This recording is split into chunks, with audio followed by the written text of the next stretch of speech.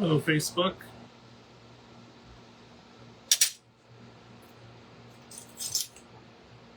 I'll watch and see if anybody joins. If you are joining, drop me a note and say hi and where you're from.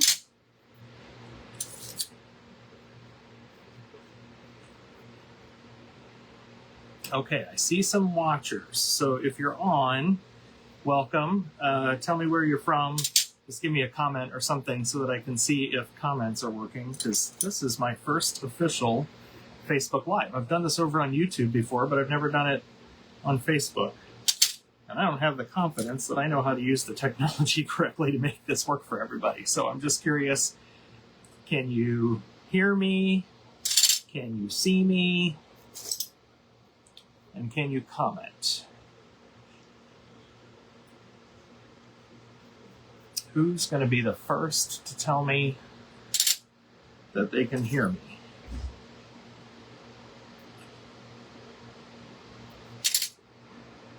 I don't see any comments yet. Ah, there's a comment. No, it just says Marianne is watching. Marianne, if you can see me and hear me, can you let me know? Because this is the first time I've ever done a Facebook Live, and I'm just not confident that I'm doing it right. Okay, so I see Lisa's watching. Marianne, I got a thumbs up. I'm taking it to mean that that means you can hear me okay. I'm seeing a heart. I hope that's a good sign. So I'm just trying to verify. I've never done one of these before, and this may be the only one I do, but I've just never done a Facebook Live. I've done YouTube Live, but not Facebook. So I'm assuming that things are working. If it's working, I can see people are watching, but I'd love to see. Okay, I see a comment. I can. Great. Thank you. I appreciate it. Carrie, thank you. So hi, everybody. Jameson here. If you follow me on Facebook, you know I do glass. I am cleaning scrap. I have a ton of dirty scrap that I'm going to turn into Frit this weekend, and I insist that it all be very clean before it becomes Frit to then become other projects. And so I am standing tonight cleaning the last batch that I had been putting off and procrastinating because I did not think this was going to be a fun batch. It's a ton of little like cutoffs, Tecta cutoffs, and it was filthy. I'm going to show this to you just so you can see how gross this was. So it's a whole giant bin of this, but like, can you see all that crud from where I tried to drain it off? Like there's just a bunch of gross in here, but an entire container here of small cutoff scraps. So I'm going to, and it's been soaking in dish detergent water for the last 24 hours or so. And so now I'm just picking out each piece and rubbing it clean and dry, making sure that any marker or anything is off of there. A lot of people say Sharpie burns off, but this was a buyout. I'm not confident that what he used was Sharpie, and I don't want anything to ruin a future project, so I'm just cleaning it all by hand, trying desperately to not cut myself in the process, which might be easy to do. But I've done this now, knock wood, I've done this now for 4 nights in a row, and I haven't cut myself yet. This is the last batch, so hopefully I don't cut myself on this one. So, hey everybody, glad you're on. I am happy, hey Valerie, thanks for your comment. I am happy to answer any questions and just have a general conversation with you. So if you've got any questions for me, I would say not really anything is taboo. So if you want, I'm happy to talk a little bit about glass and my glass journey. Happy to talk about, I don't know, my plans for this, Vegas, if you want to talk about Vegas. So it's good to have people online with me. It looks like 8 or 9 people. That's pretty cool.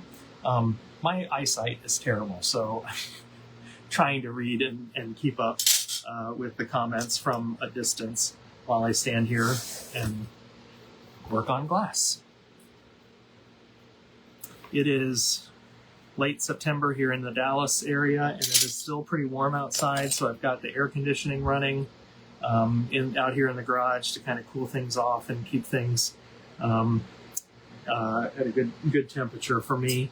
And so far it's working. I have a fan in the background, so hopefully the fan's not causing too much noise. And hopefully my glass here isn't making too much noise either.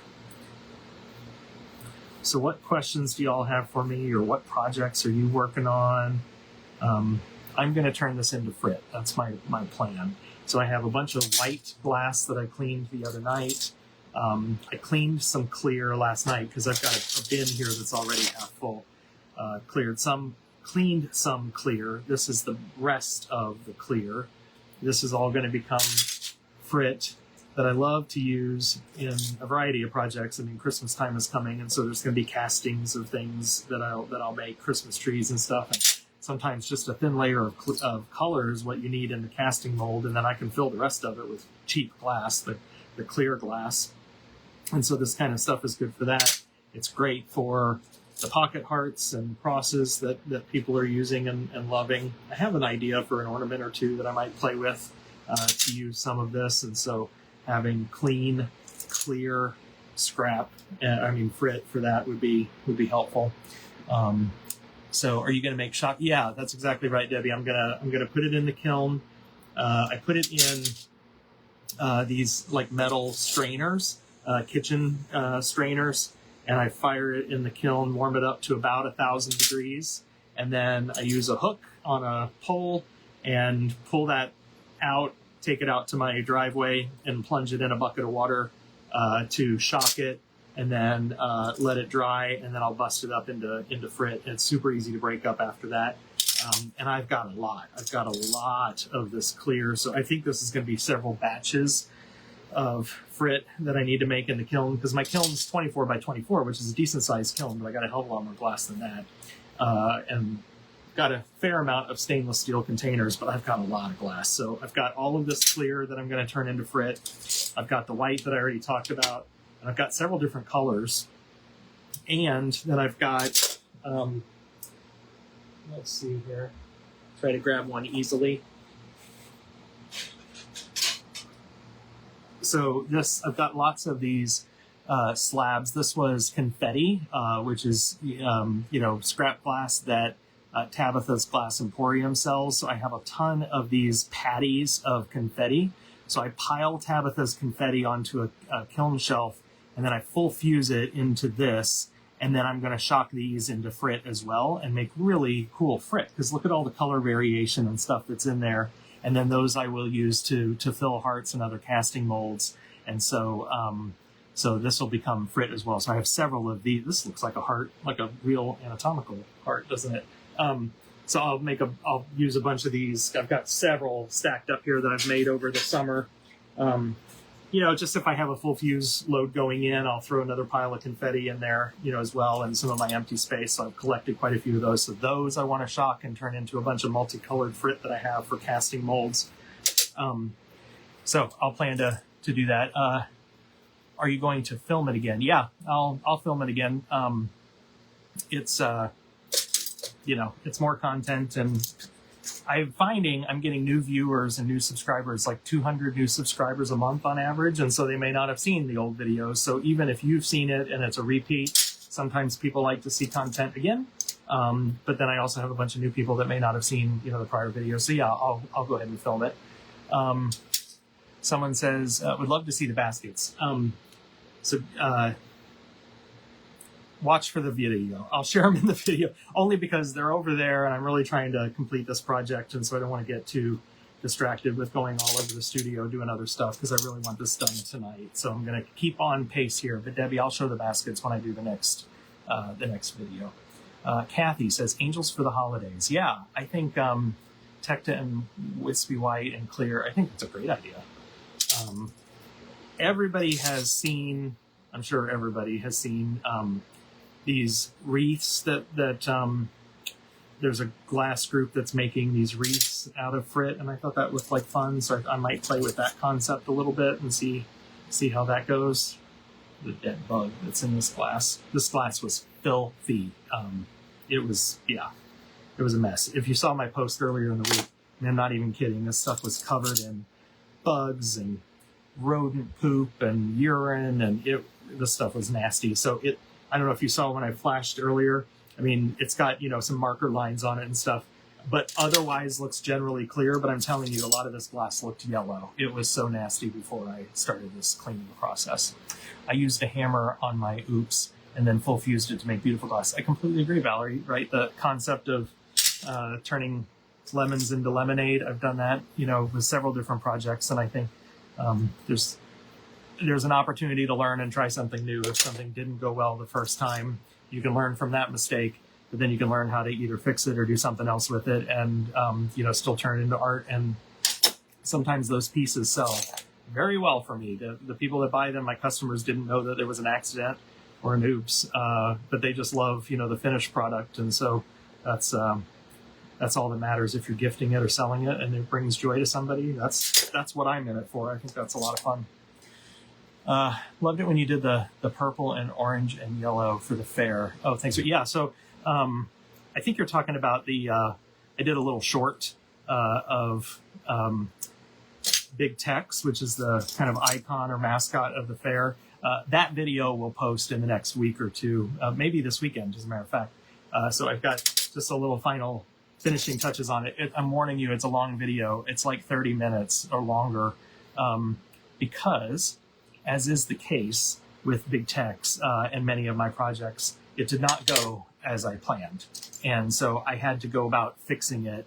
And I had kind of two different surprises that came up while I worked on that. And as you know, I'm not shy about sharing the successes and the failures. And so I walk you through the surprise and what happened and then how I went off to fix it. And so that ends up becoming a longer video, but they're free. And if you don't want to watch the whole thing, you don't have to watch the whole thing, or you can fast forward through, but I'll probably post that this weekend. The fair starts this weekend here in Texas, which is the largest state fair in the country. The state fair starts on Friday and it runs for about 5 weeks. It goes basically to the end of October. So good times. And we're going on Friday. I've got 2 pieces that won ribbons at the fair. And so my wife and I, Dawn and I, are going on Friday to go check it out. So looking forward to seeing how my pieces are displayed. I think that'll be fun. Kathy says, my last class did Tecta chunks with red and green coarse frit on top. They turned out nice. I think that's awesome. So I think that I see your next comment about everything bigger in Texas, including the videos. Yes, I will never tell you that I am short or what's the opposite of long-winded? Short-winded. I'm not short-winded, and so I can't promise that my videos are ever going to be super short. Although the one I did this weekend was a minute, so I was just showing fast forward the process. So sometimes they're long, sometimes they're short. Hey, thanks, Sue. I was excited. It was exciting to get. It's exciting to enter something in the fair and then get recognized. I know nothing about the judges. I know nothing about what they're looking for. I don't know if they're glass people or not. It's all a big mystery. You just submit stuff to the fair and you either got a ribbon or you didn't. And you don't even get any feedback, which is a little disappointing because I'd love to get a little, critique. But that's okay because the entry fee is $5. So I guess I can't complain. It cost me $5 to enter and I get some ribbons out of it. You can't sell at the fair, although all of my pieces are for sale, really. As a matter of fact, these 2 pieces are already sold, so that feels good that both pieces that went to the fair are already sold. But you can't sell, so it's just your name on a ribbon. So I assume if there's a piece that somebody just absolutely falls in love with and they do a Google search, they can probably find me, in some way, shape, or form. I'm certainly not a secret online, but the bragging rights are great because what I do is I take my ribbons with me to my booth. I have a small booth that I do, sales of finished products, usually around the holidays. There's one in my nearby town here, a neighboring town, that's always a big, big holiday show. And so I've done very well there. And so I'll hang my blue ribbons in the booth and it's an immediate icebreaker. People want to talk, oh, you want a ribbon at the state fair? Because if you're in Texas, the state fair is a big deal. I'm sure it's a big deal in every state, but here in Texas, of course, it's a big deal. And so Then they like knowing that they're buying from a blue ribbon winner. I also think it helps justify my pricing just a little bit. And it's, like I said, it's a great icebreaker. People like to talk about it, which is kind of fun. So I think the effort is worth it, and it's really nice to get the recognition. What's my day job? That's a good question. And all questions are fair questions. So if I don't want to answer, I guess I won't answer. But if you've got questions, feel free to drop them in the chat, because that's going to make this time go faster. And you'll still hear me blather on, but at least it'll be about stuff that you're interested in. My day job, I'm a vice president of corporate communications at a chemical company, Fortune 500 company. So I have the gift of gab, and I happen to use it not just in the glass world, but also corporately as well. I graduated with a degree in communications. I've always worked in that industry. Started out in agency, working at a PR firm, and then moved to in-house on the corporate side, and moved my way up, and now lead global communications for a chemical company. So it's a great gig. It's wonderful people more than anything. My communications team is awesome. I love them. Our leadership team is great. I love working with them. So I'm in a good place. I wish business was doing better. The chemical industry has been quite challenged with our economy, global economy as it is. So business results could be better. But I love our team and enjoy my job. So that's it. Do you ever second guess your worked piece? I do. So funny you asked that. I published a video this week, of a piece. It was a platter. And after it was done, I decided, I think I'm not done with that. I think I want to work on it more. So you will see in a couple of weeks a new video coming out where I revisit a project and said, I couldn't leave well enough alone. And so I went and tried something else, and here it is. And so I don't want to give it away now. There's literally poop in this glass. That's so gross. But I don't want to give that away. But yes, stay tuned, because you're going to see exactly that. I finished a piece, and I went back and reworked on it some more because I wasn't really done with it.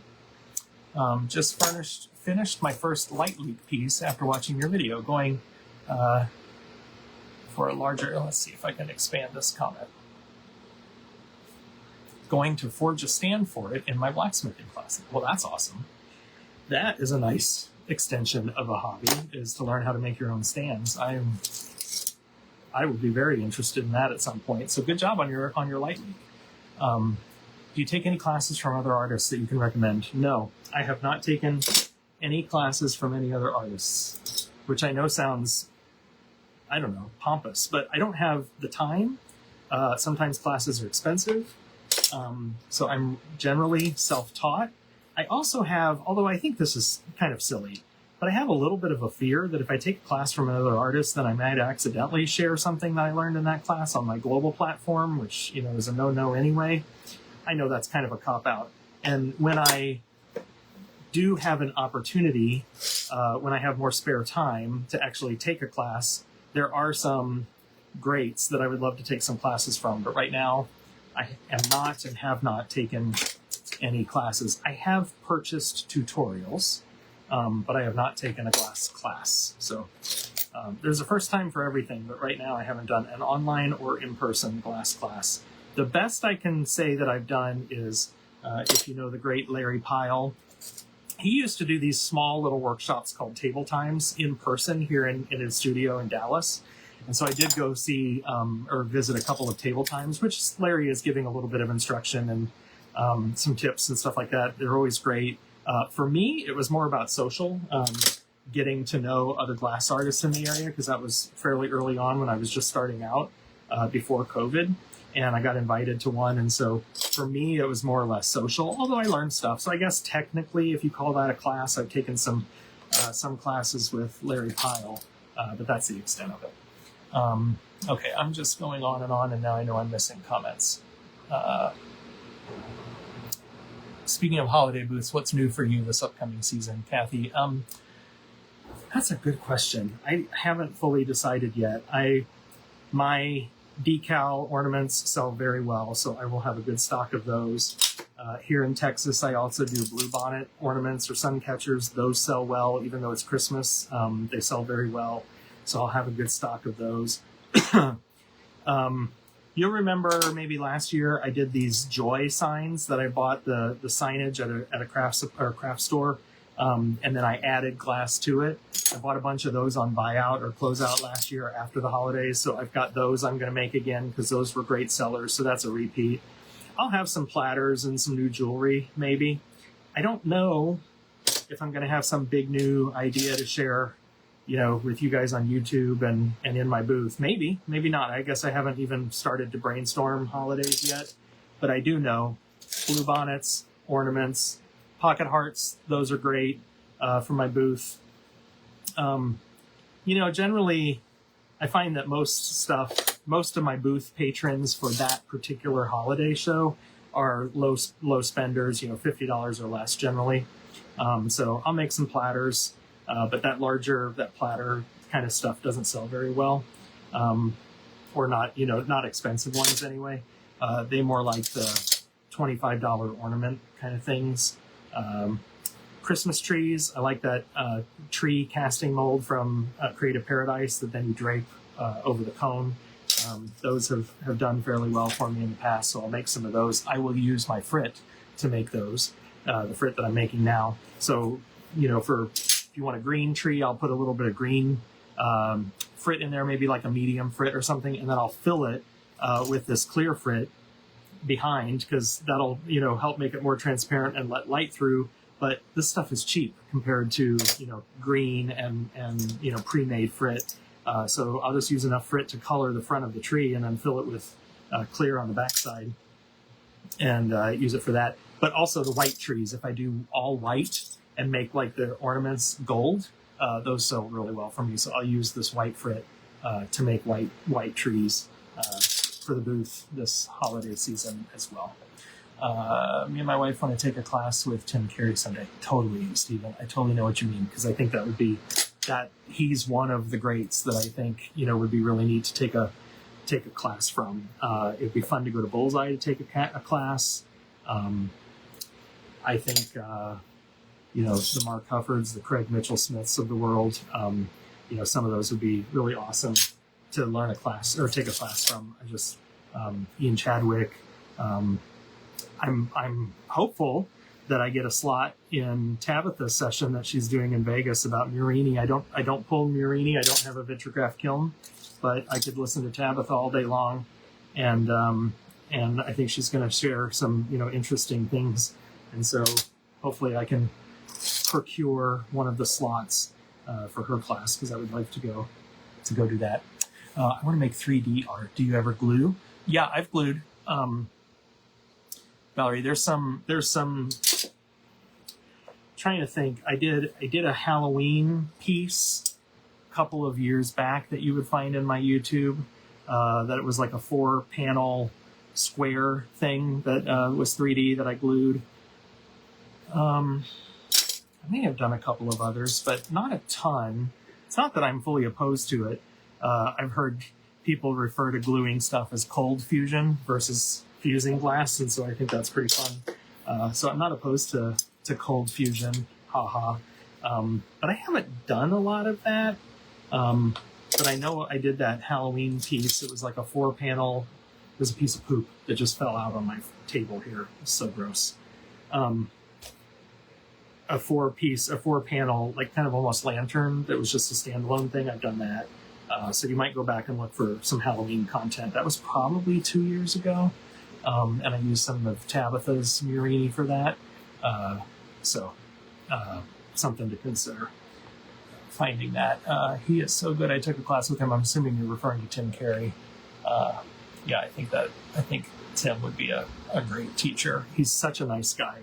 Met him in person for the first time at the Vegas Expo last year, and great guy. Pardon me while I get some paper to clean up this poop, because it's gross.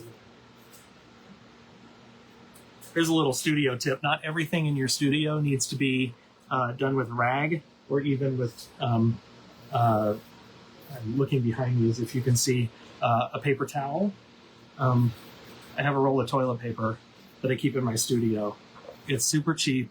It is super absorbent. Sometimes you just need a square. In this case, I'm going to use 2 squares, but I'm going to pick up this mouse poop and get it out of my way because I'm not even sure it's mouse.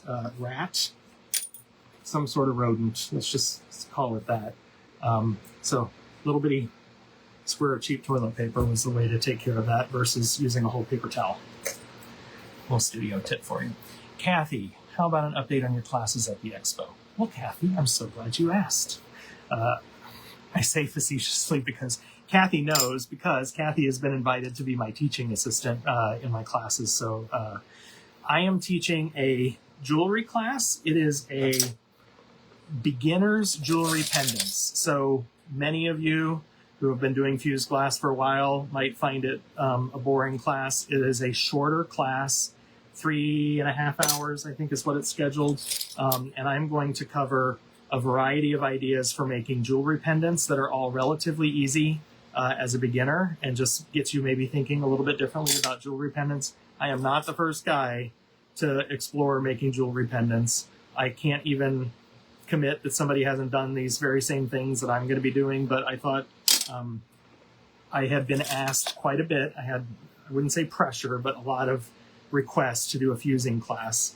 But I got an expo booth to run Friday, Saturday, Sunday, and I got to have time to set up. And so I can't teach like a class over several days. I can't teach like giant classes. So the jewelry class was an easy way to get in the classroom, to, meet some folks, to offer some ideas, things that I'm not sharing on YouTube. These will just be for my classes. And so I'm teaching that jewelry class for a half day Wednesday morning. Don't remember the date. The 7th? I don't know if that's right. No, it can't be right. It doesn't matter. April something, the Wednesday of the expo in the morning, I'm teaching. And then I'll have a short break for lunch and then teaching it again in the afternoon. And then that night I'm teaching an AI lecture, which I think is going to be super exciting. Now, I'm going to tell you right now, it's in that giant Brunswick room. If you've been to Vegas, it's the room that Tabitha and I did our event together last year. And I put on there 100 students, but we can get more in there. So it's limited at 100. If there's a wait list, we'll probably open up the wait list and let more people in. And I'm really excited about that AI class because, love it or hate it, I think we need to get used to the idea that it's going to be around. And I decide to embrace it and love it. And so I'm going to be sharing lots of ideas, some of it that I'm bringing from my corporate communications experience. Some of it I'm just bringing from my own learnings as a glass artist and business owner.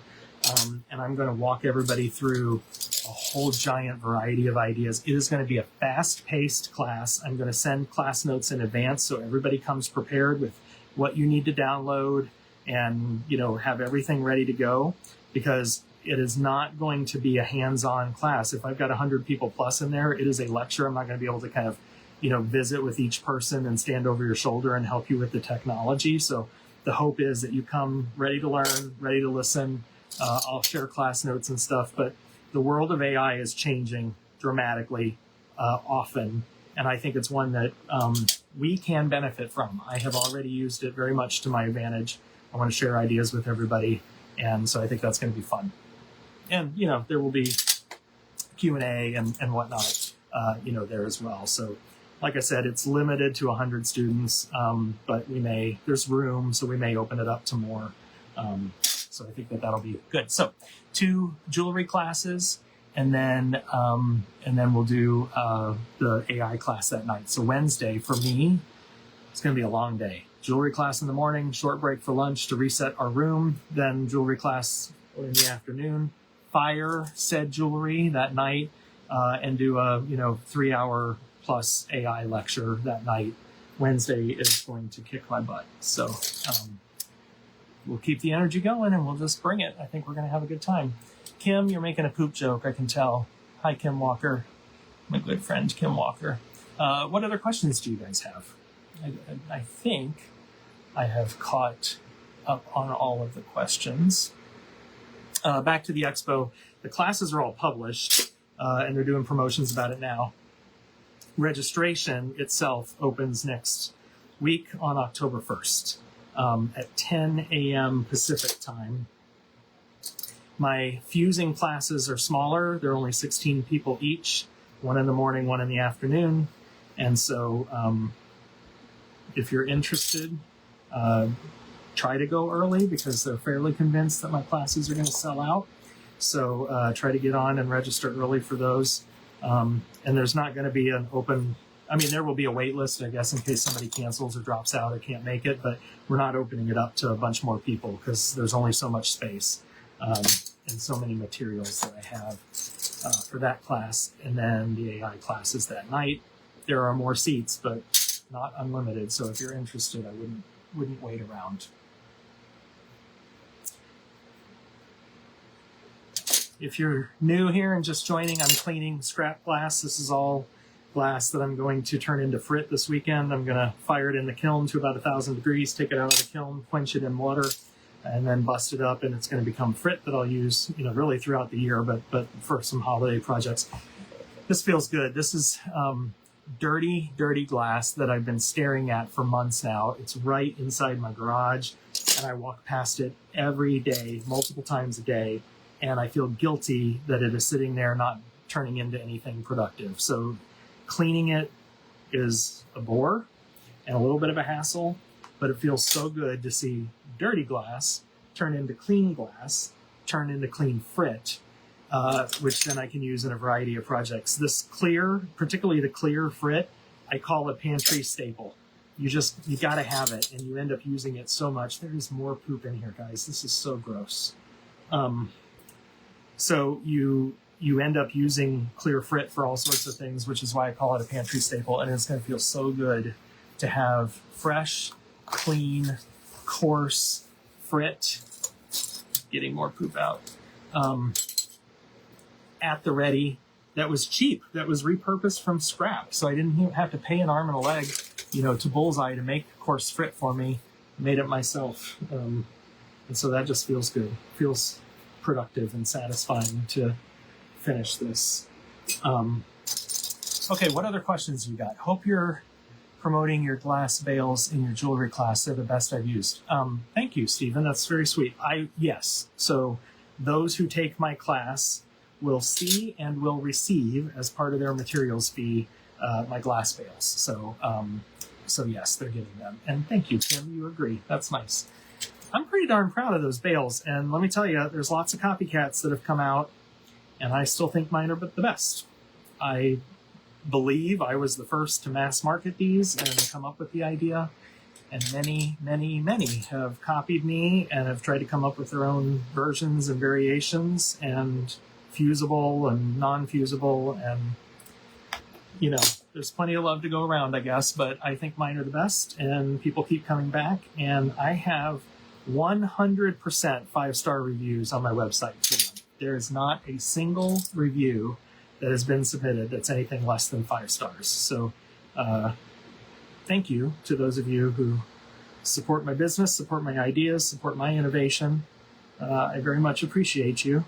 And I agree. I think they're pretty darn spiffy. I think they enhance the piece. You've worked hard on making a jewelry pendant, and I think they really enhance the look of the finished piece. So do they cost a little bit of money? Sure. Does sterling silver cost money? Yes. Like, it just, you choose your material, you choose your cost. There's going to be cost. Even if you're drilling and putting a pinch bale on, there's cost to the pinch bale, there's cost to the drill bits that you had to buy, there's cost to your time to do the drilling.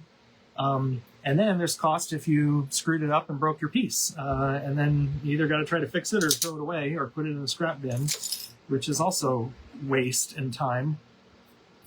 Or you can just get one of my glass bales and use those. So yes, Stephen, the class will include those. Ooh, there's more stuff and I'm missing it. Okay, let me go back. Suzanne, basic question. I see on your videos that you dust your work with clear Frit before capping. Why? So there's the idea that if you put a thin layer of clear powder between the layers, it helps with bubbles and controlling bubbles. You get fewer of those little kind of champagne bubbles that can happen in pieces. You still get them. I still get them. I still do a bubble squeeze, and even with the powder, I'll still get them. But in theory, you get fewer. Sometimes the bubbles don't bother me, but I like to dust that clear powder. There is on Bullseye's website, Bullseye has a ton of free resources, and there is a I don't know if it's in a tech note or a quick, what do they call it, quick tip or something, but there is something about this, about a clear layer of powder, I believe, in one of Bullseye's resources, and that's probably where I originally learned it, and I like it, so I do it. It minimizes the bubbles. It doesn't fully eliminate them, but it does minimize them, and so that's generally why I do it before I cap something with clear. Now, I also will use clear powder on a project like that's got Murini or something, or maybe repurposed glass, because the clear powder will help minimize devitrification. So that's the reason why I would do it on something that is not capped. But if I'm capping it with a sheet of clear and I put the powder on, that's why I'm doing it. What do you use to clean your glass for projects? I use the Spartan glass cleaner that Bullseye recommends.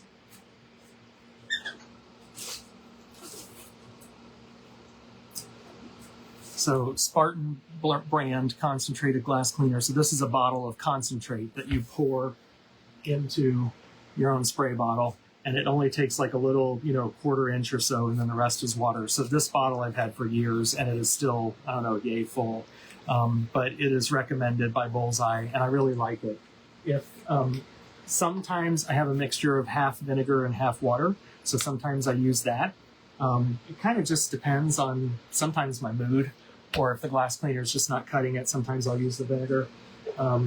I have isopropyl alcohol if I really have to go at like a paint pen, because Bullseye uses a paint pen sometimes on the edges of their glass, and so sometimes the glass cleaner doesn't get it, but this can usually knock it out.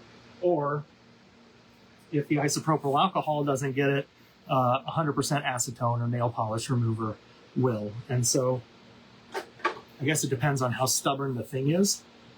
In this case, with this glass, I used TSP powder, which I had never heard of before, but somebody else had recommended. I bought it at Home Depot, and it's just a little bit of powder, like a little bit, that went in with a fair amount of water. I soaked it for a couple of hours, then I poured that off. And then I added water and just a little bit of Dawn dishwashing detergent to give it all a good, rinsey rinse. And then, and now I'm basically, wiping dry all of these pieces, because they still got some funk on them and stuff that simple rinsing can't get off. So there's a variety of answers depending on what I'm using it for. Can you try a bubble ornament with artisan unique glass colors and your enamel slides? Oh, that's not a bad idea. I just got those enamel slides. Thank you for mentioning that. I did play around with some of the Dichro slide. I haven't used the enamels ones yet, but yeah, that's not a bad idea. Have you tried any of the hot water method Frit in a casting mold? Kim, I'm not sure that I know what you're talking about. Any of the hot water method Frit? Oh, have I this Frit that I'm making? Have I used it in a casting mold? Yes, I have. Worked fine. Like, honestly, you can't tell the difference between that and maybe glass that you've cut up or glass, Frit that you bought from Bullseye. So yes, and it works just fine. Off to get dinner on the table. See ya, Kathy. Trish, they're great for hanging Christmas snowflakes. Oh, the bales? Thank you. Yes, I fully agree. I've used them for that.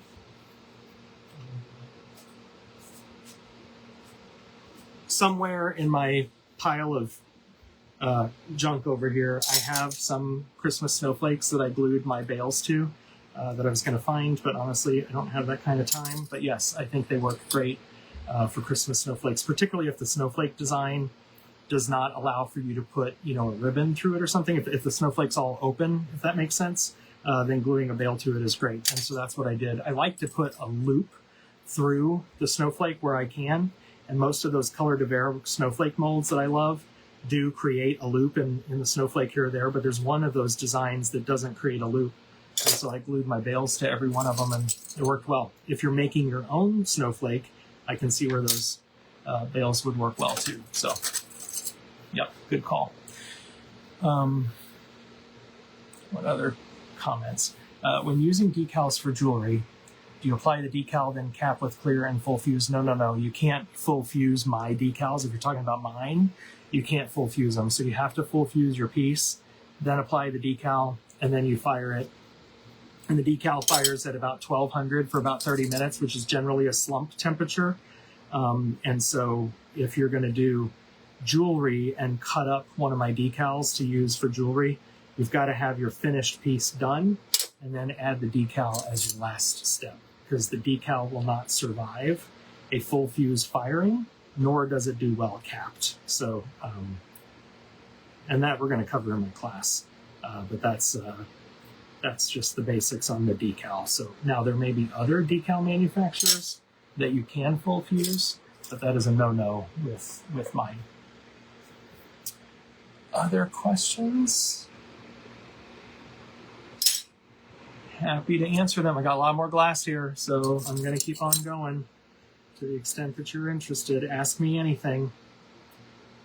And thanks for joining and hanging out here with me for a little bit. This was a little unplanned, but I've been doing these the last couple of nights, or not doing these, but doing glass the last couple of nights. And tonight it struck me, hey, why don't I just turn on the camera and blather on as I can tend to do with a little bit of an audience. So thank you for keeping me company during this somewhat mundane task of cleaning glass. I swear there's a mosquito in here somewhere.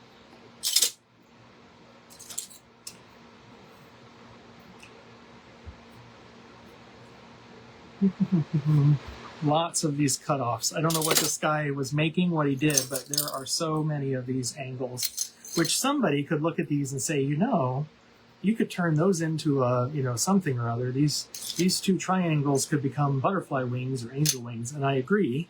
But I'm not that enterprising, and honestly, I just want the Frit. To me, the Frit's going to provide more value, and so I'm just cleaning up his mess and his rodent mess and cleaning up this glass, and I'm going to turn it into something that is very valuable to me in the studio, which is clean, clear Frit. Fish, yeah, Sue, yeah, fish. Somebody would look at that and say fish. I agree. Where do you get your Tech2Glass from? I love your videos. Karen, I am lucky enough to live next to an amazing glass retailer called Art Glass City in Lewisville, Texas, which is a Dallas suburb. Cheryl and her son Will work at Art Glass City, which is a Bullseye certified reseller, or whatever they call it. They're in the network anyway with Bullseye, and so I buy all of my Tech2 there. In fact, I buy virtually all of my glass there because they're a great local business. I don't have to pay to ship the glass, and Cheryl and Will are wonderful people. And now they do ship glass, so if you're interested, artglasscity.com sells Bullseye glass exclusively, but that's where I get my Tech2 from. And they have good sales, or good prices on their glass, and would love to ship some to you. So shout out to Art Glass City. That's where I get mine. I wished that I lived next to a Bullseye Resource Center. I do not in Texas. We have none around us, but Art Glass City may as well be a great, Bullseye Resource Center as far as I'm concerned, because they offer amazing prices and friendly customer service, and they're good people. So that's where I'm lucky enough to buy my glass. Let's see. Margot, glad to see and hear you working on cleaning, my least favorite task. I know, so I've procrastinated on this, but, it does give you satisfaction after it's done. I'm going to have big satisfaction after the Frit is made and processed and in a container and ready to go. So this is the first step in that. But it does already make me feel a little bit better. It is a mundane task, but it makes me feel a little bit better that it's done. You have a little bit of a sense of accomplishment with this first step. Wisco Glassworks, I just started using Bullseye. I'd love to send you some of the pedals that I make with it. Oh, well, that is sweet of you. I have lots of people that are offering me things, and that's always very sweet, so I appreciate that. Wisco, I don't know if that's Wisco is in Wisconsin. It looks like that's the state shape that you've got. I don't know if you saw it, but I'm going to be in Wisconsin in Superior on October 10th, on Friday, October 10th at Shannon's Stained Glassery. So if you're anywhere in the area, I'm doing a free demo and meet and greet at Shannon's in Superior. So, and then that's on Friday the 10th. And then on Saturday the 11th, I'm going to be in Minneapolis. So again, depending on where you are in Wisconsin, Minneapolis might be a little day trip for you. But I'm going to be in Minneapolis at Potek Glass. I think that's how you pronounce it, in the morning. and Archon Glassworks in the afternoon. And so that's all on my page if you want to go back and see on my page. But it would be fun to see people come out and visit. So come see me. Again, Friday the 10th in the afternoon at Shannon's Stained Glassery up in Superior. And then I'll be in Minneapolis in the morning at Potek Glass, and then in the afternoon at Archon Glass. So come out and see me. That would be fun. Debbie, today is my friend Diane's birthday, and she loves you. Could you please wish her happy birthday? Thank you. Well, happy birthday, Diane Vissers. I assume that's how you pronounce it. A very happy birthday to you. I am also a September baby. My birthday was earlier this month, and my wife's birthday was this past Sunday. So it feels like it's birthday season around here. Happy birthday to you, Diane. Are you working on another mold with CPI like your dog paws? Trish, I have been bugging, and Stephanie, if you're watching, you know it. I've been bugging Stephanie to make a little pocket cross mold. So I like to take credit for convincing Stephanie to move forward with those small pocket hearts. She had the larger pocket hearts, and I said, we need small pocket hearts, and she finally did it. And she tells me that she is working on developing crosses. She's got some other things that she needs to get launched first. But that's my current thing I'm bugging her on. I have other ideas for molds, so I may bug her again for some other ideas, but right now I'm working on her for crosses because I want a larger mold that has multiple crosses because they sell well in my area and I think they're cute and I like to attach them to little pocket cards. And so there are cross molds that are out there, but I want one from Stephanie. And so I've been bugging her for it. And hopefully she's working on it. Stephanie, if you're listening, can't wait to see it. Karen, remember, I need a place to escape storms. Oh, yeah, thank you. Yeah, Karen has offered if I need to get out of Texas because storms are coming to come to South Carolina. Thank you. That's very nice of you to offer. We have lots of family also that we can go see, but thank you, Karen. That's sweet. Art Glass City is great. 100% agree, Michael. Good store with good people. Kim says Cheryl Thompson and Will Thompson are awesome people and we're lucky to have them. Again, I agree. Cheryl is the owner of Art Glass City. Will is her son who's working there full time. And I agree. They're great people. There's so many great people in the glass community. I think it's so cool how giving and helpful and whatever we are. And Cheryl and Will definitely fall into that. All right, Wisco Glassworks. I'm in Delavan. I don't even know how to pronounce that, and so I don't know where it is. Okay, I wished Diane a happy birthday. With stars. I don't even know what that is. Debbie, you sent me stars. That's awesome. I don't know what that does, but thank you. That makes me feel special. You hand pull fusing petals. Oh, that's cool.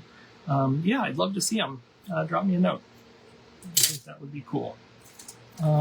Sue, I was excited when I read Wisconsin, but it's too far from me. Well, Sue, I'm sure Dallas is way too far, so wherever in Wisconsin is probably closer, but I understand.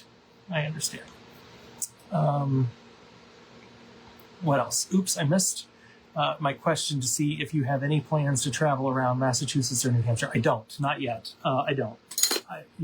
Honestly, the only reason that I'm doing these appearances in Wisconsin and Minnesota is because I happen to have a business trip up there. And so I tacked on a weekend onto my business trip to try to make this happen. And so it worked out this time, but I don't have a lot of spare time and travel dollars to do a lot of stuff. So right now, no, there are no plans. If there's a glass store that would like to sponsor me to come up and make a trip, then reach out. But that's not the plan, not in the plans right now. It would be fun to travel the country and do that kind of stuff. And eventually I intend to retire early from the corporate gig and do that kind of stuff. But this became just an opportunistic, hey, I'm going to be in town, let me turn it into something a little bit bigger. And so that's why I'm doing Wisconsin and Minnesota. I got to scroll the comments here. Holly, love your work. Pros and cons on buying a whole crate of Tecta. Well, I guess one of the pros is, cost, right? The more you buy, the more you save. And if you've got a place to store it, prices aren't getting any cheaper. So I feel like if you've got a place to store it and you can afford a whole crate, I mean, you're likely going to use it eventually. You know your habits and your usage, but if you think you're going to use it, I don't see a lot of cons as long as you've got the space to store it. That would be my problem, is where to store it. Because I am busting at the seams. Kim, who's on here, has been to my studio, which is in my garage, and Kim knows. I have used every square inch as best as I possibly can, and I am running out of space. The glass is encroaching into the car area. I'm proud to say we have both cars in our garage, and I have this space that I'm working in, and I'm getting dangerously close to running out of room. But I refuse to park the car in the driveway, so I want it to be in the garage as much as possible. So if you've got the space, Holly, I'm not sure that there are cons to going ahead and buying a full crate, because you're going to get cost advantage on it, and you're going to buy it at today's prices versus tomorrow, and who knows where this business and this economy is going to go. Karen, do classes in your hometown? By any chance, my husband would like to see the Alamo. So the Alamo is in San Antonio, which is about 4 hours south of us. I have not done any classes here that are for other fusing artists. I've done some little project workshops for, like a girls' night out or something. It's not to teach fusing. It's just to have them make something that I come back and fire in my kiln. So I haven't taught anything. Honestly, Vegas and this expo in April is the first kind of true fusing class I've ever taught. So if you can make it to Vegas, there you go. But the Alamo's in San Antonio, which for us is about a 4-hour drive. It's amazing how big Texas is. But road trip to Texas would be fun. I don't teach anything here, so you wouldn't necessarily come to see me.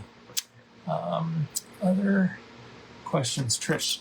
Do you use 2 or 3 millimeter glass more? I use 3 millimeter almost all the time. I've got a bunch of 2 millimeter, most that I've acquired through these buyouts. And sometimes I use it, but not very often, to be honest. I use 3 millimeter. So if you're considering, buying a lot of it, I feel like 3 millimeter is probably the default. And probably pound for pound, you get more glass. Then from a pricing standpoint, if you just go with 3 millimeter, I don't know if 2 millimeter is considered specialty. I doubt it's discounted much at all. If not, there's probably a premium on it. I don't know the pricing of 2 mil versus 3, but I find even for most jewelry applications, I'm usually just using 3 millimeter myself. So that's probably a personal preference. Jameson is the dude for refi. Yeah, Kim knows my space. I have packed it all in here. What other questions? Oh, now Stephanie's watching. Did somebody tag her? Because I was talking about her earlier. Maybe Stephanie, your ears were burning.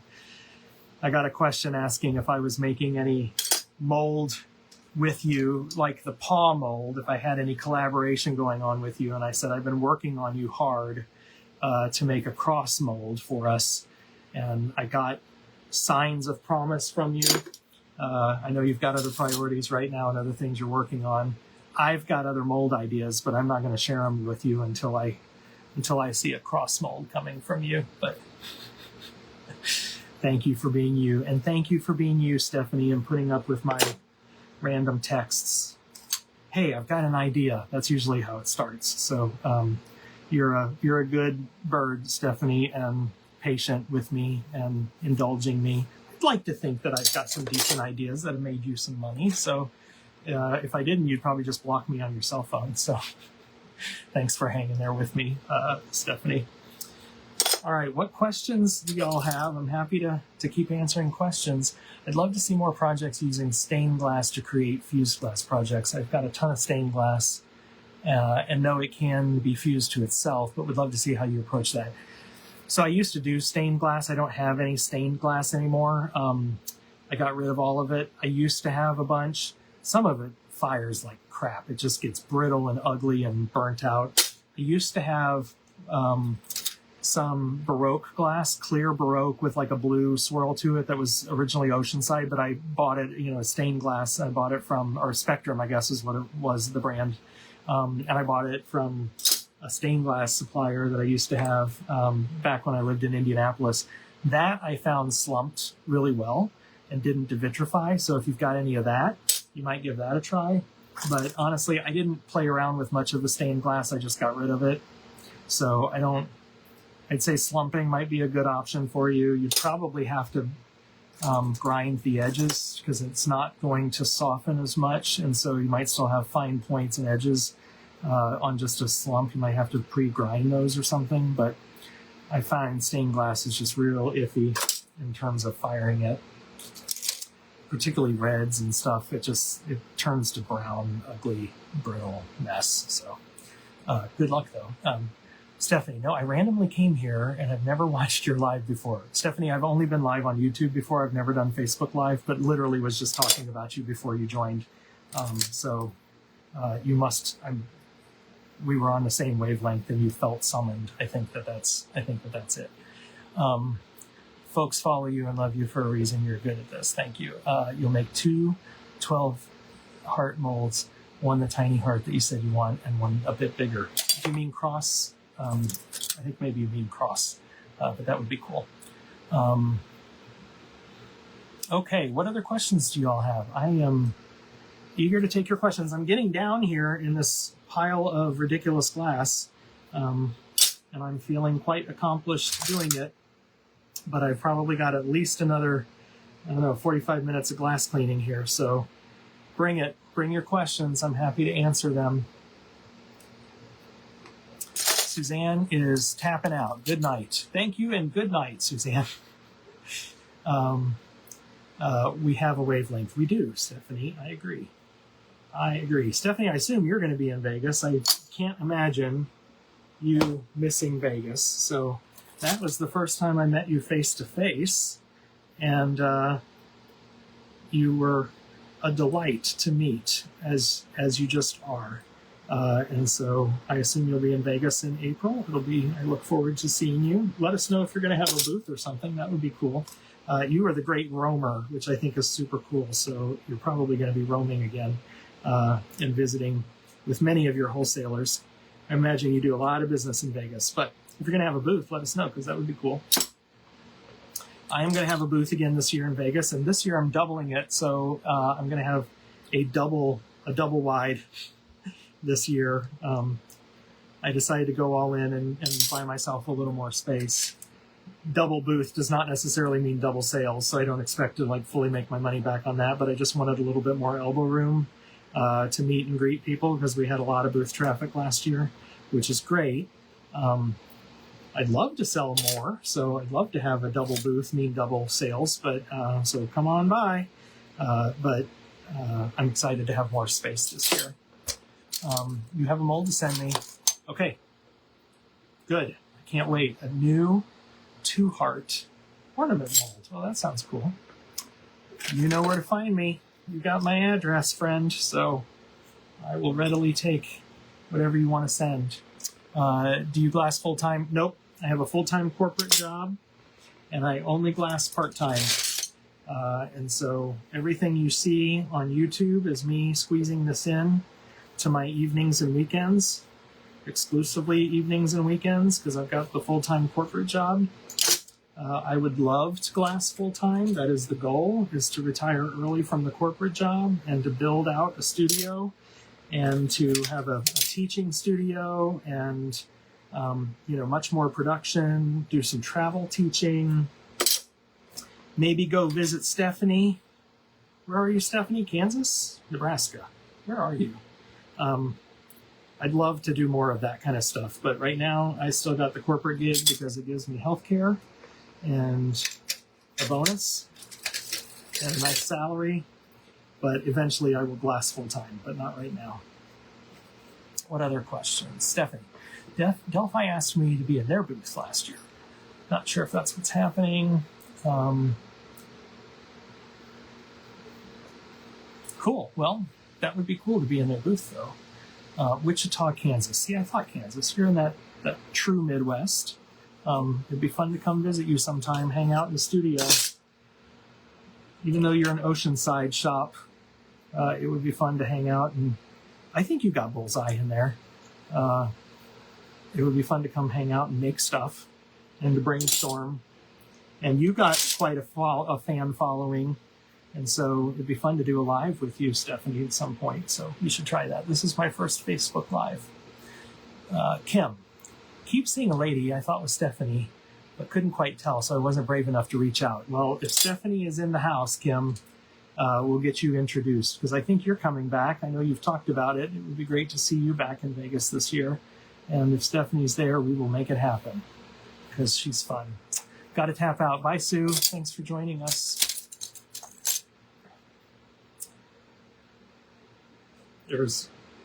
As I get to the bottom of this glass, there's more and more funk in the bottom of this bin. Because I rinsed this and I shook it and rinsed it some more, but you can't get all this stuff out. It was all trapped. And I'm finding more and more bug carcasses and God knows what else in here. And my rag is getting dirtier and dirtier. I probably need to change rags now that I think about it. Because yeah, this is getting a little nasty as I get toward the bottom. Let me do that. I'm going to trade out my rag.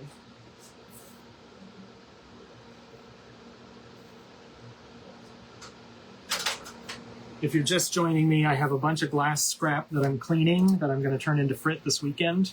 And I have soaked it in a variety of solutions, and because it was filthy gross with urine from rodents and poop and dead bugs and God knows what else in here. This Tecta was practically yellow. It almost looked like a light amber tint or something. And so I'm cleaning it all, because then I'm going to quench it in cold water after a run in the kiln this weekend and turn it all into Frit. But dirty glass makes dirty Frit, so I want this all to be squeaky clean before it becomes Frit that I'm going to use in the future. So that's why I'm going through this mundane task of cleaning every bit of this gigantic bin of glass. You can't see it, but there's a lot of glass bits in here. And I'm cleaning each one by one, which is a project I've been doing all week long. There's a whole bunch of clean glass yonder that I've already been doing throughout the week. And this dirty glass has been staring at me in the garage for months, and I have guilt about it. And so now it's finally happening, and this weekend the weather's going to be nice, and so I'm going to get out in the garage and fire this glass and then quench it in the driveway. And I'm going to be a Frit factory here at Casa de Schuler this weekend, so that's why I'm cleaning all of this. Okay. Jameson, your words are like, have introduced me to several amazing folks with Wilderness and, of course, Creative Paradise, whom I've been emailing about doing this Milton across. Good. I'm glad that my videos are helping you find good suppliers. You've done such a great job on social media. I really have nothing but love and respect for you. Well, thank you, Stephanie. That's very nice of you. Kim says poop party. Yeah, Kim is laughing because there's literally rodent poop among this glass here. And so, Kim, you live in the country. You probably have no shortage of rodent sightings from now here and there, time to time. But this glass that was a buyout that I bought in the spring, I think it was February or March, the glass artist himself had passed away, so this was his estate that was selling his glass, and it was all in a shed that had been his workshop outside. And I'm sure at one point it was when he was actively doing glass, he kept everything in tip-top shape, because you could tell he had some decent organization and stuff. But then I'm sure it fell into disrepair as maybe his health suffered, and the roof was starting to cave in, and the amount of rodent activity and evidence was clear. There was poop everywhere. There was urine staining everything.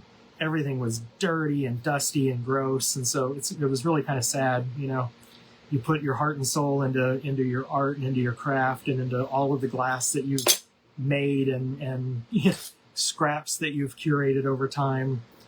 And then it just becomes a burden for somebody else to get rid of. But I made them a very fair offer on all the glass. I explained to them the amount of work that was going to have to go into, resurrecting all of this scrap and stuff, and that, for one price in an afternoon, I would take it all off their hands. And so I got lots of beautiful full sheets of glass, a bajillion half sheets of glass, but then also quite a bit of scrap. And so everything else got processed, basically that weekend. I cleaned and stashed everything in my glass storage and whatnot. And this scrap glass I knew was destined to become Frit. I also knew it was going to be a giant pain in the ass to clean it all.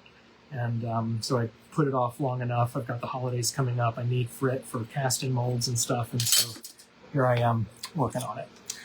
Okay, Holly, back to storage. Do you keep all of your scraps separated by color? And how precise are you in that? Yeah, I do. It's behind me here in these bins. Most of it is behind me in these bins. I am not super precise, so there's a bin that says green. It's got transparents, it's got opaques, it's got lots of different shades. I try to mark stuff when it goes into the green bin. So I'm not super precise. It's more general. If I had more space, I may be more precise, but I don't have enough space. So if I got use for blue glass, I will pull out the bin of blue and sort through it and find what I want. And sometimes it's a guessing game because it may have been scrap that came from somebody else and they didn't mark it.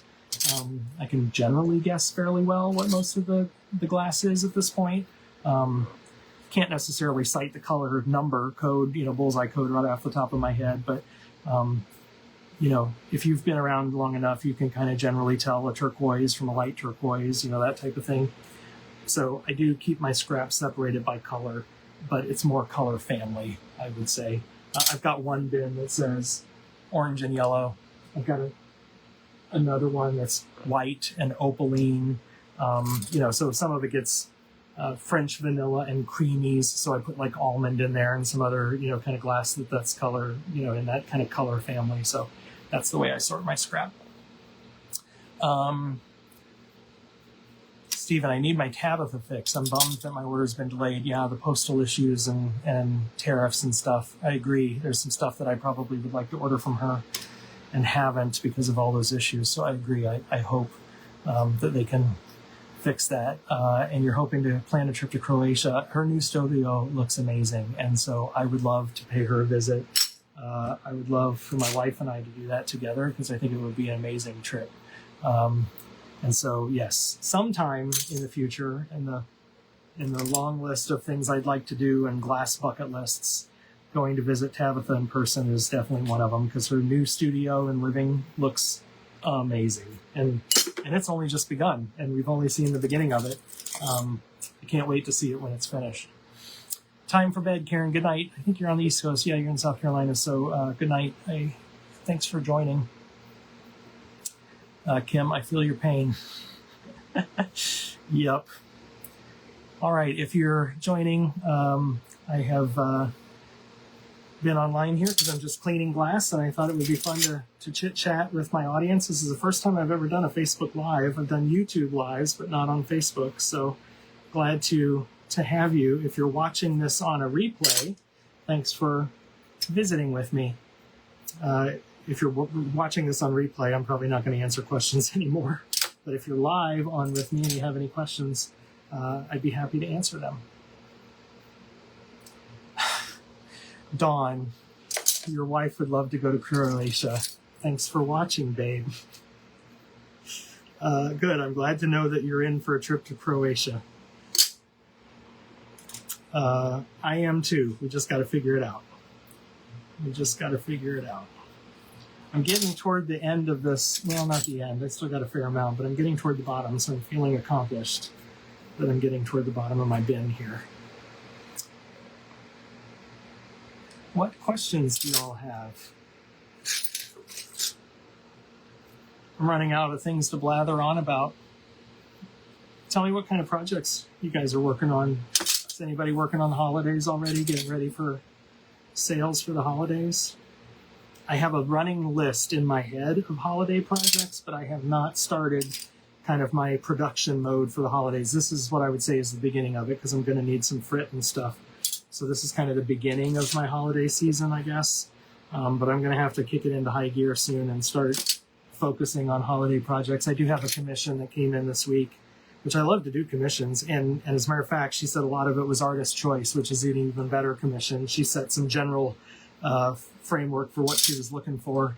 And and then said artist choice on the details. So I'm really looking forward to that. So I need to work on that commission, but I also really need to then start to focus on getting ready for the holidays. There are some bigger pieces of glass in here, not a lot. Most of this has been really, really small, but there are some bigger ones.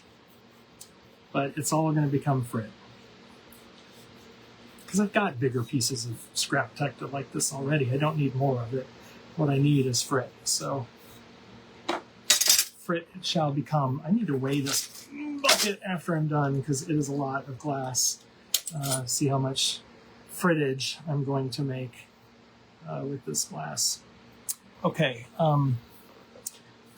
Trish, maybe we should do a group trip. Well, it's been discussed, actually,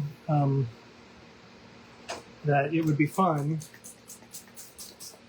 I'm sure some of you have seen promoted on Tabitha's page. There's a travel agent named Irene Jamaison. Irene has done small chartered yacht trips up and down the Croatian coast and visiting Tabitha as part of the trip. I would love to be a special guest in one of those cabins sometime, Irene Jamaison. If that word gets back to you, that would be fun.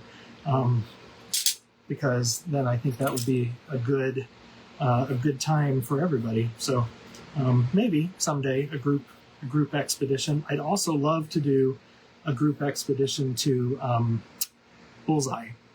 They do that with their resource center or with their retailers. I'm not a Bullseye retailer, but I think I could get a group to go to the Bullseye factory sometime. So I think that would be fun too. Dawn, would you go to the Bullseye factory with me if you're still watching? Kim, I've got a stack for my first knife blade. Wait, what? You're doing a knife blade? You'll probably... Okay, I gotta know what you're doing there. Are you creating a knife blade mold and then you're casting into it? This is... Okay, I'm very interested. A glass knife? Okay, Kim, spill the beans. What are you working on? Because I'm very interested in that. Holly, have you ever used hanger glass products? I haven't. You bought some. Yeah, I have not.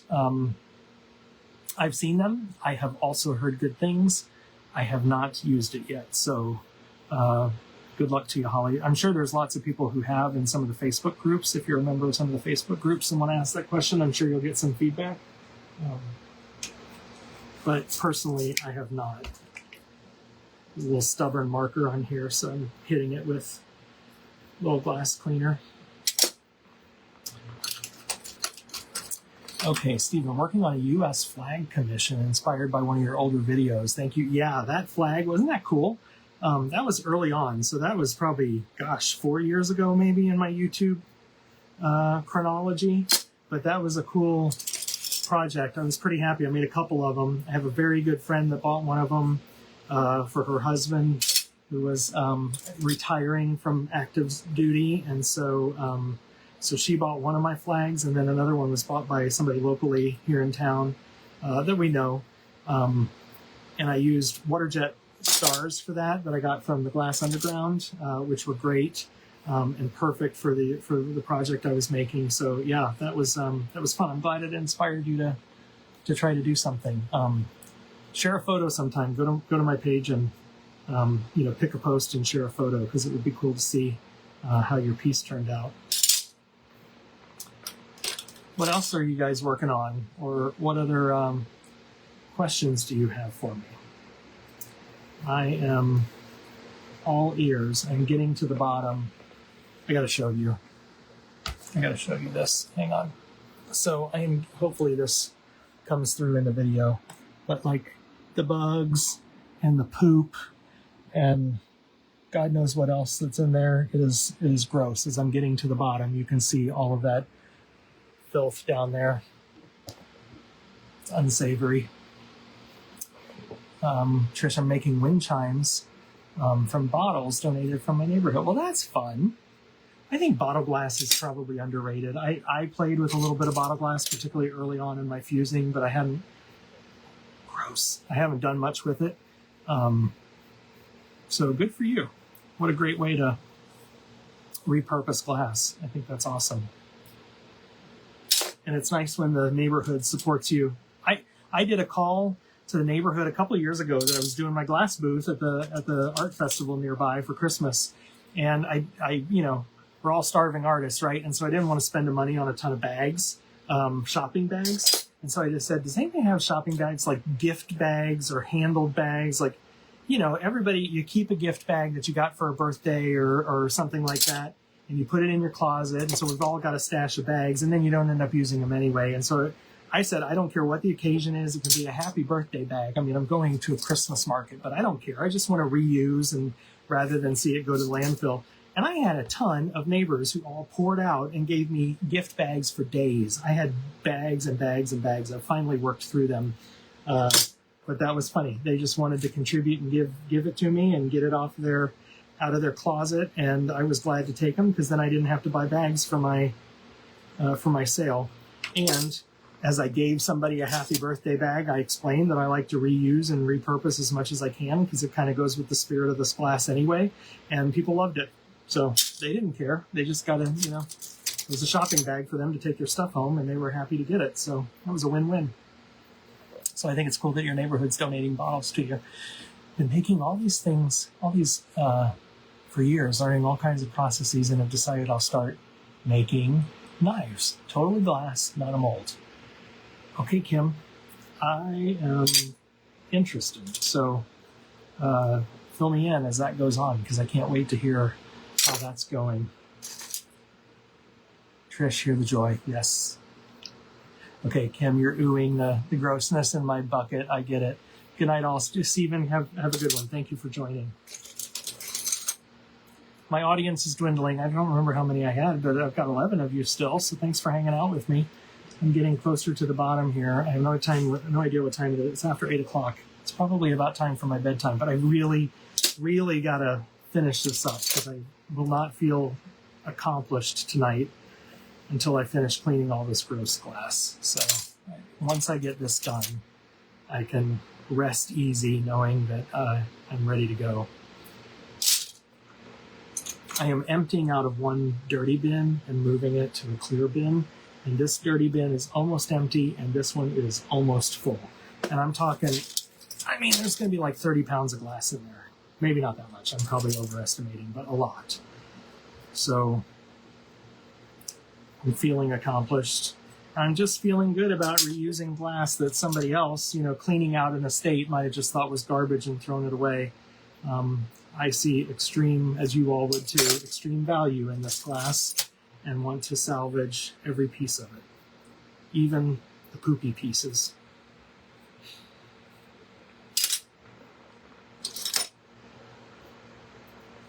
All right. Hey, Lori, thanks for joining. Lori, I'm answering any questions that you might have, so feel free to shoot them at me.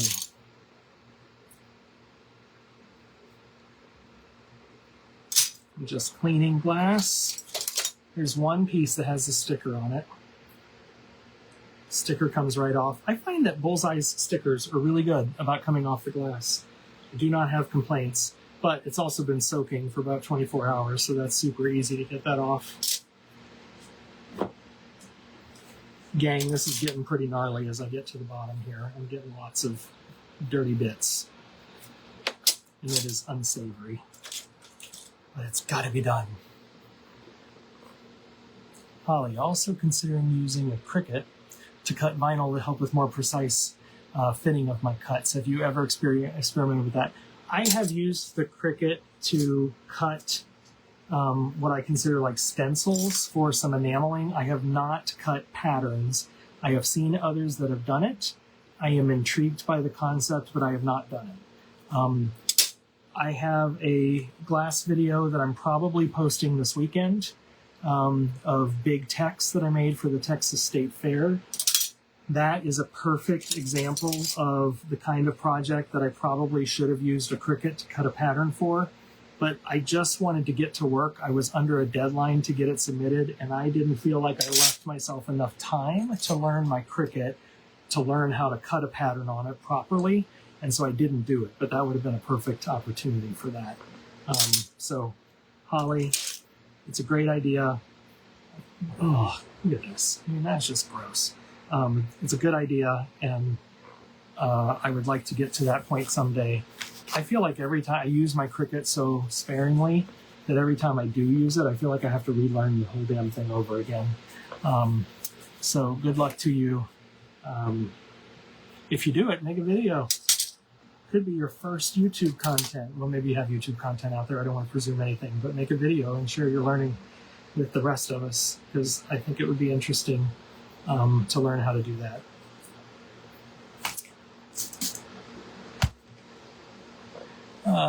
It'll be a mayo jar of Frit.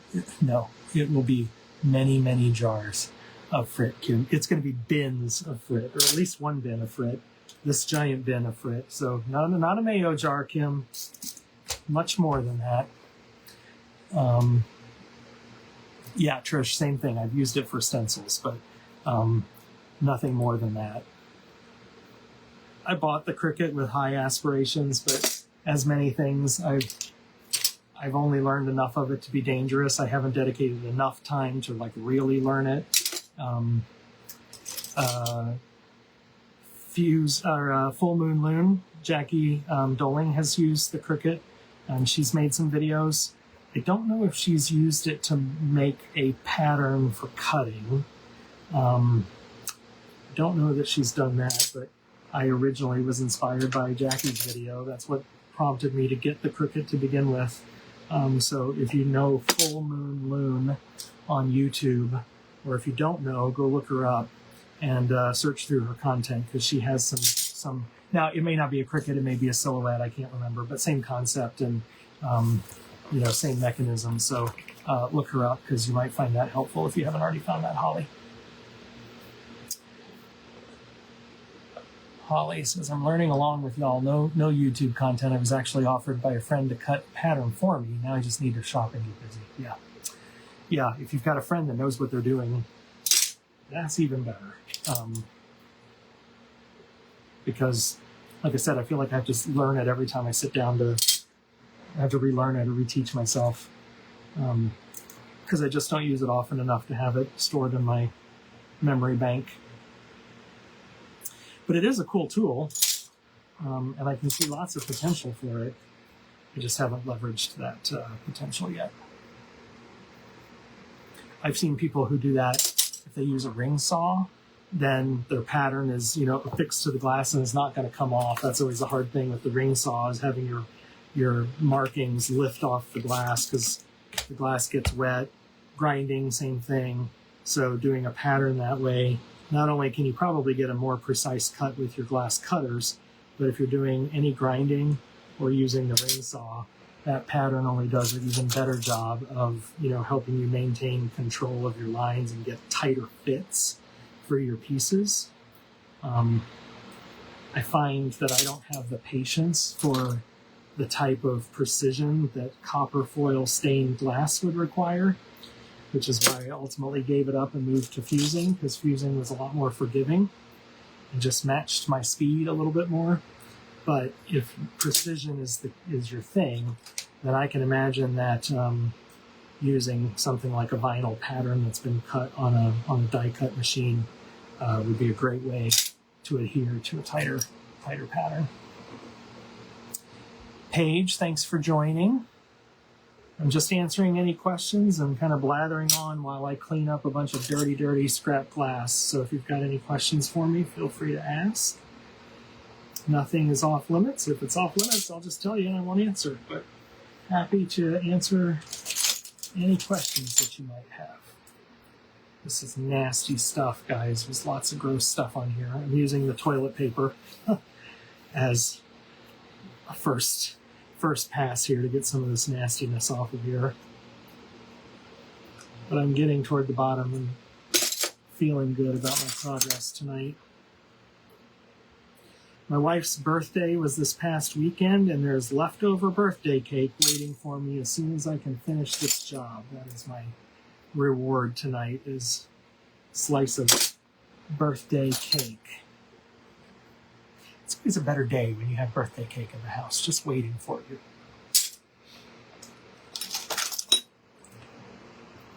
Happy to answer questions. Just drop them in the chat. Tell me where you're joining from, where in the world you are. what kind of projects you're working on, anything special for the holidays or anything that you've got planned, any classes or tutorials that you bought recently. It'd be fun to hear from you all.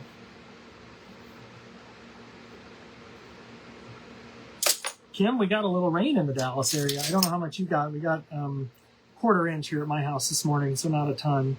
I'm glad we didn't get the severe weather that they were talking about, but we needed the rain, so I was glad to see that we got a quarter inch. It's enough to not make my sprinklers run tonight, so I'm happy about that.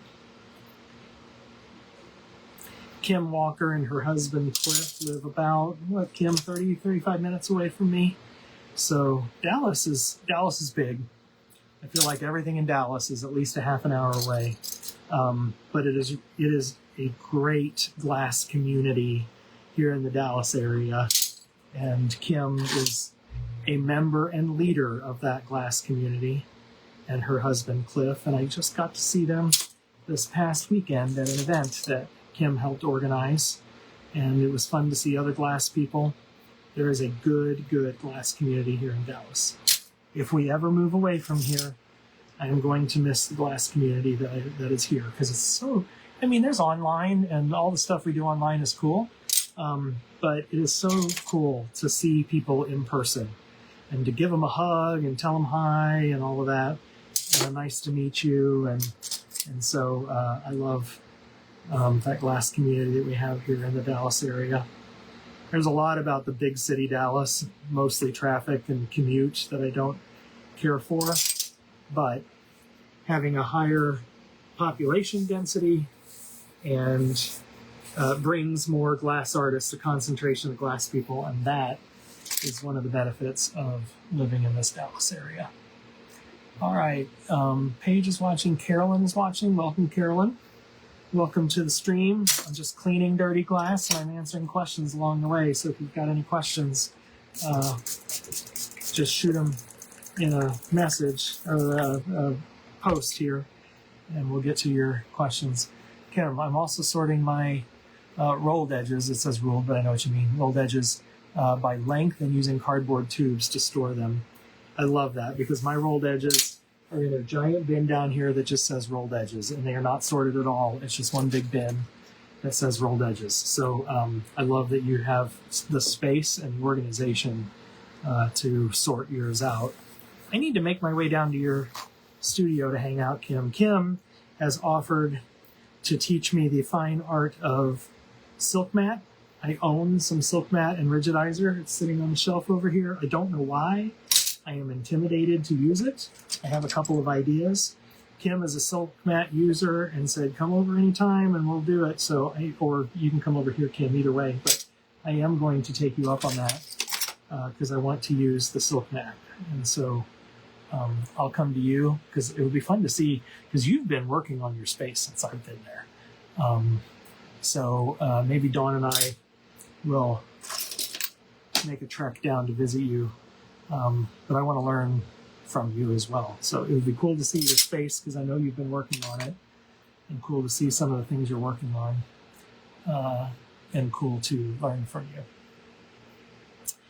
Paige, I get a lot of glass in the... Oh, wait, you got a lot of glass. Hang on, I got to see more. I got to expand your comment. Got a lot of glass in the buyout. I've tested most of it. Is there any other way to check compatibility besides firing it with known COE glass? I think that's it. I think that's the only way you can really do it. Sometimes it's hard to tell. Yeah, I agree. Sometimes those polarizing filters are hard to tell, particularly if it's opaque glass and you fire it on clear, then you can probably see, but sometimes it can be difficult. But honestly, that's the best way I can think of to do it is to fire it with something that you know and test it that way. Unfortunately, I can't think of any shortcuts for how to do that. So I wish there was.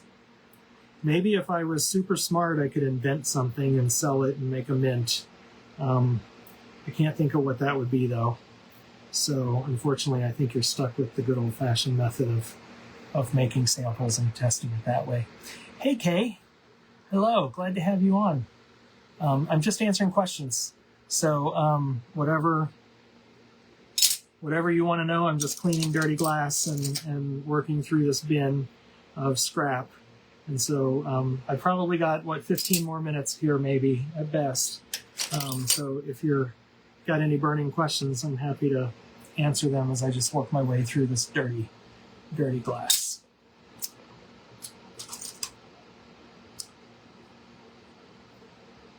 Nice to hang out with you. I greet Kay. Thank you.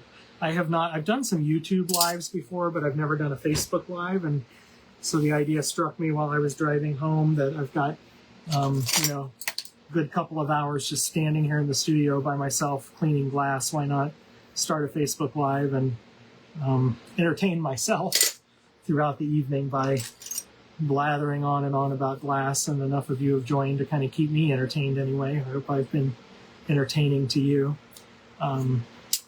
Kim, there's a rolled edge. There is some rolled edge scrap that's in here. Most of this, I would say the majority, 90%, is Tecta, but there's been, so I would say it's probably 90% Tecta, maybe let's say 95% Tecta.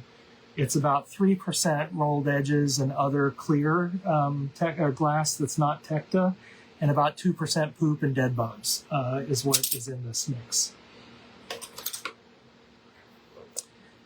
Janet, I just love your videos. Thank you. I'm from Delaware and a newbie, and I've learned so much from you. Thank you. Well, thank you. I'm glad you watched. Thanks for subscribing and watching. I think we learn from each other. We learn from practice. We learn from mistakes and the successes. And I am learning just like everybody else. I'm just goofy enough to record it and then post it online. So I still am learning every day.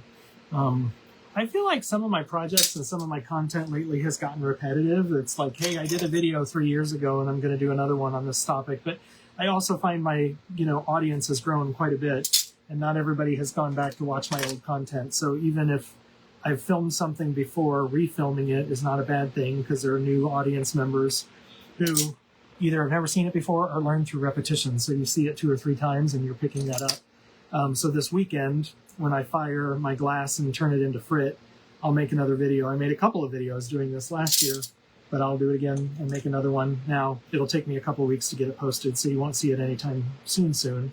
But I find if I'm out in the studio, why not just turn on the camera and film it? And then it's probably going to be content later that you guys might appreciate. Okay, so standing. So your knee is doing better. It was not my knee. But thank you. It was my Achilles. I had a torn Achilles tendon. And I had Achilles surgery, and I'm still going through physical therapy. But yes, it's much, much better. I prefer to sit when I can. This felt like a standing job tonight. But yes, it is doing better. I am on the mend, and I am not signing up for any surgeries anymore anytime soon, because I am finally, what I hope is past the majority of that. An auto glass cleaner system you could invent. Kim, I saw on a Facebook reel a large glass shop, a large glass operation that had this automatic cleaner that they were running their things through, and I am fascinated to know more about it. I also think, frankly, a commercial dishwasher could be a good way to go. I have not ruled out the idea of someday when I build out my dream studio, would it be worthwhile to put in a commercial dishwasher just to clean glass? Wouldn't that be interesting? Maybe an ultrasonic cleaner. I have an ultrasonic cleaner. I bought it on Marketplace. So that's exactly right, Kay. It's not super huge, and this was way more glass than the ultrasonic cleaner would help with. So I have used it for pieces that have come out of a mold, and I've thrown it in there to kind of clean off any residual mold release. And I've used it for some other stuff, but this was too much glass to tackle in the ultrasonic cleaner. What other comments here? Let's see. 10% bugs. I said 2% bugs, but yes, 2% bugs and poop is what's. I'm going to show you again. This is what's at the bottom of this disgusting bin. You can see I'm toward the bottom. I mean, there's a bunch of just, chipped up glass and dirt and stuff in the corner, but dead bugs and poop. So nasty. this is the glamour of the glass life. You know that before I go in and eat my birthday cake, I'm going to wash my hands very, very thoroughly. Hi, Kay. Welcome to the chat. Lori, welcome to the chat. If you've got any questions for me tonight, feel free to ask. If you've got any projects you're working on you want to tell me about, any ideas for videos, I'm always open to ideas for videos. I have a whole stack of projects, gang, a whole stack of videos that I want to work on that are going to take me well into 2026. So if you're not a subscriber to the YouTube channel, make sure you go over there and click that subscribe button, because there's more coming, I promise. As I said, I'm getting into production mode for the holidays, so I'm not sure how much new ideas are going to come out of the studio, because I need to just get cranking on creating stuff, but we'll see. I may get some new ideas that are worth sharing in a video or two. I've got a stack of videos that I need to publish. Lyle says we should just put it through the dishwasher too. Yeah, this stuff is so gross, I don't even think I wanted to put it in the dishwasher that we actually use. And there's a lot of small pieces, so I worry about it kind of getting, trapped in the filter or ground up or something by accident and ruining my, $1,000 dishwasher in the kitchen. Nothing would put me in hot water faster with Dawn than, Dawn, my wife, not Dawn the dish detergent. Nothing would put me in hot water faster than ruining our dishwasher in the kitchen. So this is a hand-done job. But a commercial dishwasher of some sort in the glass studio, I think, has merit. So we shall see. Thanks for all the great videos. See you next time. Good night, Holly. Thank you. Christine, any suggestions for a student, my son, who's about to graduate in communications, for job ideas? We're in Pennsylvania. He needs to learn AI if he doesn't know it already, because I think AI in communications in particular, there's a lot of risk, job risk for AI, I'm sorry to say. So I'm glad I'm on the tail end of my career when AI is coming at us. But I saw somebody that I respect say, AI won't replace your job, but people who know AI will. And I think that is wise. So Kim, Christine, from a communications standpoint, I started out in agency. I graduated and went to work at a public relations agency. And I'm biased because that's how I started, but I think that's a great way to start.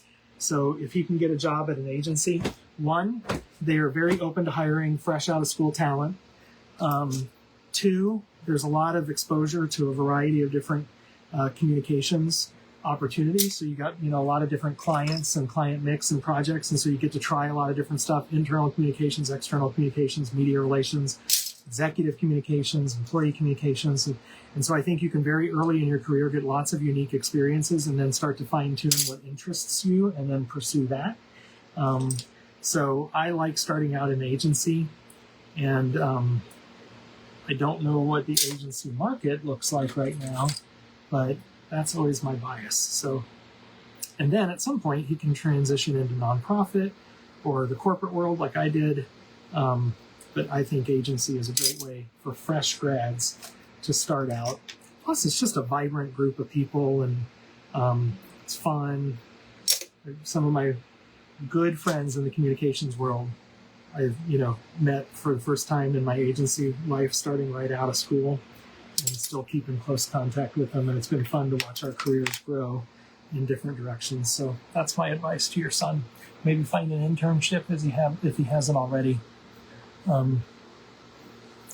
Kim, your hair and just a full shower and some Listerine. I don't know. Oh yeah, you're talking about cleaning. I was like, what are you talking about, Listerine and my habits and my hair? Yeah, you're talking about showering after dealing with all this dirty, filthy glass. I agree. This is nasty. But I'm so close to the bottom. I'm so close to the bottom that I'm looking at this saying, is the rest of this worth it, or do I literally just pitch this whole bin right into the trash? But I'm picking out some of the bigger pieces nonetheless and still working through it. But honestly, I have gotten most of the good glass out of here, and there's so much poop soup that's in the bottom of this bin. I might just throw the rest of it away. Which means our time here on this feed is getting shorter and shorter, because as soon as I'm done with this job, I'm logging off. So if you've got any other questions or comments, feel free to ask. Where did you get the glass storage behind you? This is from IKEA. I can't remember anymore what it's called, and honestly, I'm not even sure if they still sell it. I bought it used on Marketplace, but that whole rack system is from IKEA. And then I modified it to kind of fit the glass purpose that I need. I did a video on this back when I did a studio renovation. If you go to my YouTube channel, there's a playlist on my YouTube channel called Studio Renovation. And there are a number of videos in there about how I made my space work for me, including this glass storage that's behind me for my scrap. So if you, and in that video at the time, I did know what this system behind me was called. So that would give you the search terms that you need if you want to find something used on Facebook Marketplace, but ultimately it was from IKEA, and I found it on Marketplace. Okay, folks, I really am getting to the bottom, so I'm going to give this about 2 more minutes, and then I'm going to say goodnight. Kim, there will always be a need for enlightened speakers who can project enthusiasm. You're one of those people. Kim Walker, that's why I keep you around, because you just make me feel good. You are a good friend and a very sweet, sweet lady. Okay. So gross. So these rags are going to have to go into the washing machine. I'm picking out the last remaining bits here. I truly appreciate you for dialing in tonight and spending the evening with me. I hope you found it fun and valuable. Kim, give my regards to Cliff. Tell him that I said hi. Paige, enjoy your cake. I appreciate your videos, always so informative. Thank you, Paige. Thank you, everybody, for your kind comments and for logging in. Watch my YouTube for more videos. I got one coming this weekend. The big text piece for the state fair that I posted the short on is a little teaser. I've got a couple of other projects I've been working on. Including this massive piece that I made that I'm pretty excited about. So that'll come. I already posted it. It was the underwater piece with Tabitha. I already posted it. I've got a couple of other videos in the editing stages. Okay, I'm done. The rest of this is going right in the garbage, including this whole bin. I don't need this bin. I know that sounds wasteful, but it's going in the trash because it's just so gross. I don't need it. It's not worth cleaning up. So, ladies and gentlemen, as we conclude the stream tonight, here is the giant bin of cleared glass, cleaned glass. I did not do all of this tonight. I did about 3/4 of it, though. Can you see all that? So I feel accomplished. Thanks for hanging out with me. Kathy, what's your next big purchase or tool or glass? I don't know about big purchase, but I bought a new Toyo glass cutter that came today. Not a purchase, I already own this, but I have a new Morton grid and cutting system, portable glass system. So I am going to set up my Morton. That'll become a video.